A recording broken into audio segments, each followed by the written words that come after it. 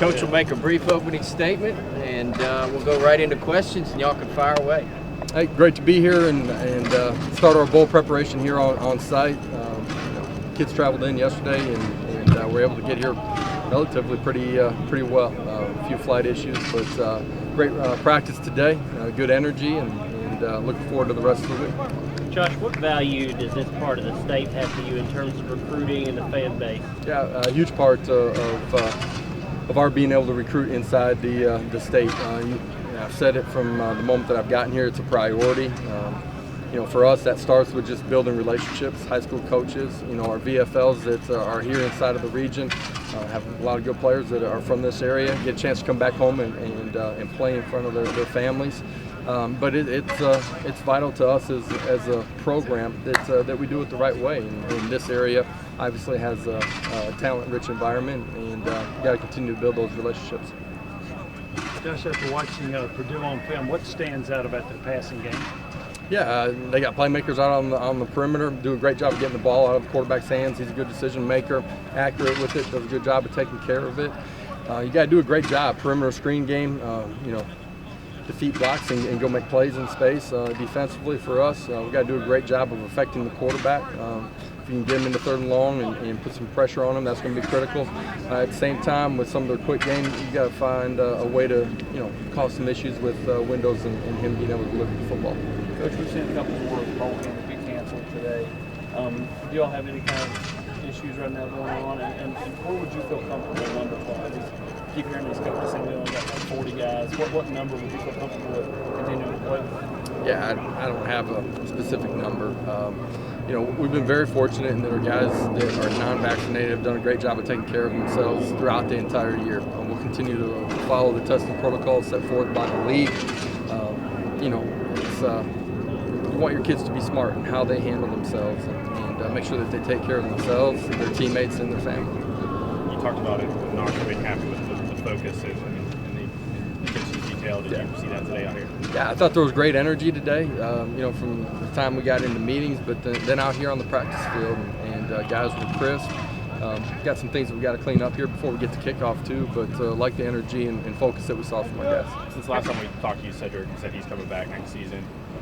How excited are you to get him back and develop him more after what he did this year? Yeah, a guy that, from the time that we've gotten here has just continued to get better in every phase, off season, spring ball, during the summer, continued to gain confidence because of his work habits, what he's done throughout the course of the season, just continued to get better and better. And I think he's got a much higher ceiling than even how he's played at the end of this year. Excited to have him back, mature competitor, becoming a great leader inside of the wide receiver room in particular. It's a huge pickup for us as a program to get him back. Is he a good representation for the guys that maybe haven't had as big an impact the last couple of years to say, hey, look what he did going from one year to the next? He's a great representation of just continuing to put your head down, continuing to work. The more you put into it, the more you're going to get out of it. And it doesn't always happen for everybody the first day that you step on campus. For some, it does. You're going to face adversity. You got to continue to compete as you go through your career. That's on this level. That's on the next level. If you're able to get to that point, it's a great example of just continuing to work and compete. And he's a young man that has played really well, but has a bright future inside this game. He's only going to continue to get better. Cade's done so much for you, running and throwing. Is there more he can give? Is there another level you can look for from him? Yeah, for sure. I was just talking about Hendon is an example of those exact same things. When it didn't go perfect for him early in the year, man, he continued to put his nose down and only competed and worked harder. You look at how he's played throughout the season. He's a young player, right? And I know he's coming back for his last year, but he's continuing to get better in everything that he's doing throughout the course of the season. For him in off season, being comfortable in what we're doing, but being able to just go through, quarterback school with us, understand the game of football better, get better fundamentally. There's things that, when he gets back in January, we've already pinpointed on things that he can get better at. It's just a constant growth and evolution of who you are as a player. You feel like this is going to be a home game for you with the amount of words will be out there? I'm excited for the game day environment. Absolutely. Our players are too, man. This is this is Tennessee territory, and excited to see all of our fans here. Just a couple of days for the game, obviously. How set are you at that cornerback spot without Alante? Is that by committee? How comfortable are you at that position, obviously, one?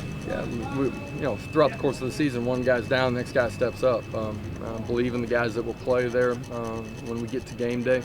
It won't just be one guy, I don't think, throughout the entire 60 minutes. So, but excited to see those guys go compete. Anything else? Cade, he didn't look like he was out there today, or it doesn't look like he's practicing. Do you have anything on him? I don't. I actually was able to move around. We didn't have him out of the padded part of it today, but we'll see where he's at as we get later in the week. He's starting to move around a lot better. Is he pushing to play? Is that a regular conversation? Yeah, I mean, he's absolutely pushing to play. Yep. Jeremiah Crawford's a guy that got here later due to the JUCO season. How would you say he's kind of progressed, especially through these bowl practices? Jeremiah? Yeah. Man, he's a guy that, coming out of junior college, got here, middle part of the summer, continued to grow strength and conditioning wise, just his frame and strength as we've gone through the early part of the season. Schematically, just understanding and growing into the position has grown a ton throughout the course of it, and expect him to only continue to get better here inside of our program. Is it difficult to maintain a routine practice-wise every day when you're at a bowl site for a week like this, as opposed to just what a road game would be?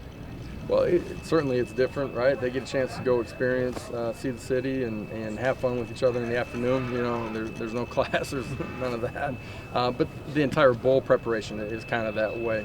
For us, our routine once we get to the bowl sites, a little bit different, but we still meet in the morning, practice in the morning. They get the afternoons off, extended meetings just a little bit in the morning to cover what we would normally do in our afternoon meetings. Josh, is this a chance for some of the young receivers that maybe didn't play a whole lot to get some work and improve during this time?